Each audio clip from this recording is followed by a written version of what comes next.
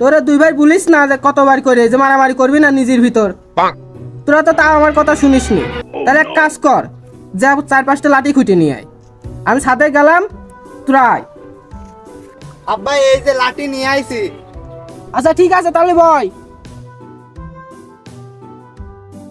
মানে একটা লাঠি তোলে কার ভাঙে। কি বুঝলি? কিছুই তো বুঝলাম না আব্বা। তোরা যদি নিজের ভিতরে এরকম মারামারি করিস তাহলে তোরা আমার একলা যাবেন, আর মানুষ তোরা এসে এমন ভাঙ দিয়ে যাবেন।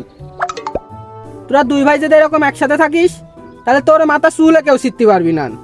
বিশ্বাস যদি না হয় তাহলে লাঠিগুন সব একসাথে করে ভাঙে।